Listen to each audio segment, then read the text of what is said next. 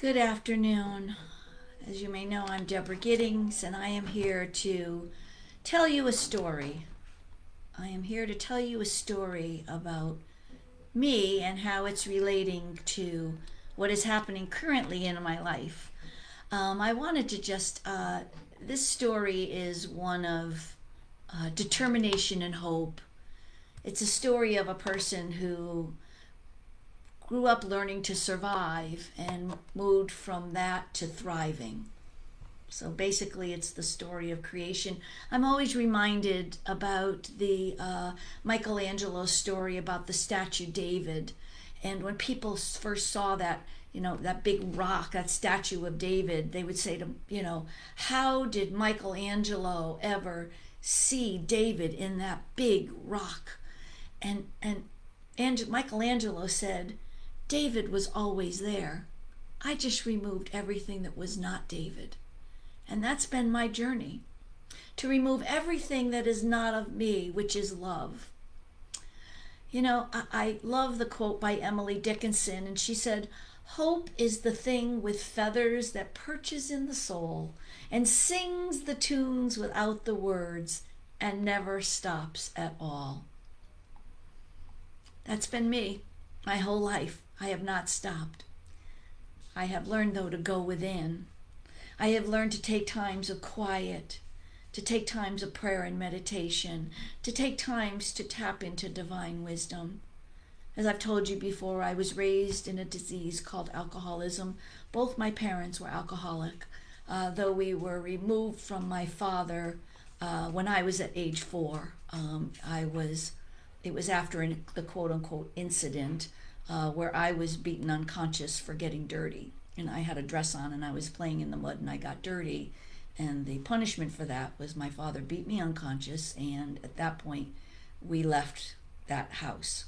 But we also left my grandmother. It was my grandmother's house, and I was devastated. And from that point on, age 4, I was traumatized. They tried to put me in kindergarten. I couldn't stay for more than 10 minutes without having complete meltdowns, and so they removed me out of kindergarten, put me back in with my brother and sister so I could feel safe. And so my life has been one of, as I said, learning to survive and move into thriving. I think it's I can't remember his name. Sorry. He was in the Holocaust, and he said that they could take everything from me, but they couldn't take my spirit, and that's true for me. They could take everything from me, but they could not take my spirit. And in 1984, I found the Rooms of Recovery as in Al-Anon, and I started to really uncover, discover, and recover my spirit. Because when I walked into those rooms, I was a shell of a human being. There truly was no life left in me. And so I learned at that point how to have hope. And today I fly in faith. And I love my spiritual community because this year, our whole theme for the year is flying in faith. And we have a new affirmation because we follow Myrtle's lead in sending out affirmations to use together. And so this month our affirmation is, flying in faith, I rise in consciousness and see beyond appearances. And see beyond appearances to the underlying good. And quite honestly, that is holding us together right now. My learning, my story, my life, what I experienced, the abuse, the physical, the emotional, the sexual, the financial abuse, and most importantly, the spiritual abuse, has been one of a person who has had to learn how to feel. Seriously, I really had to go back to realizing that I was in a body. I had this human body, and what I was saying and doing and how I appeared was having an effect on people. And quite honestly, I was so detached from myself that I had no clue. And I didn't know where to begin, how to get into my body. I actually went to an ear doctor and said to the doctor, I think I have inner ear problems because I'm covered in bruises because I'm constantly bumping into things. And the doctor looked at me and said, and this is probably like over 50 years ago, looked at me and said, your mind isn't with your body.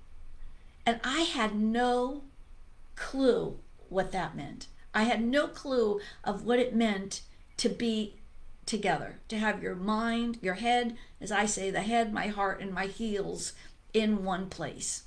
And I had to learn how to do that. And it began with something as simple as putting lotion on my skin and feeling my hands and feeling my arms and legs and feeling that I had a body. It was breathing. It was being conscious of how I was walking and trying to learn to stay with my body. And that took, truly, it took a few years for me to learn to do that. Because at being beaten unconscious at age 4, my body and mind learned when there's ever pain, leave the body. And I learned to do that. And it's a blessing and a curse. I mean, I can go to the dentist today and have a root canal and leave my body and be fine. So it is a blessing and a curse, but I try very hard today, and I practice it moment by moment to stay in the body.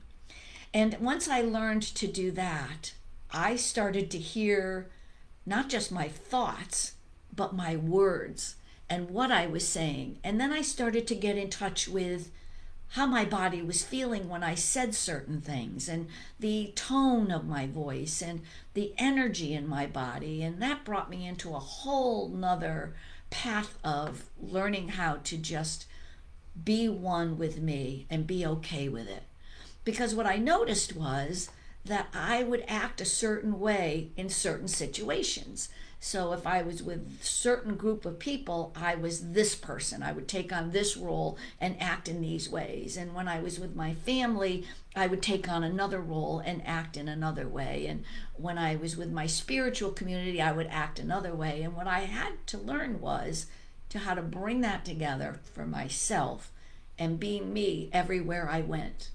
And woo-hoo, I'm that person today. I am me wherever I go. What you see is what you get. I always kid my minister and say, I'm the sweatshirt minister. I will be the sweatshirt minister. What you see is what you get. And I'm okay with that. But I want to just now tell you that I am grateful to be that person.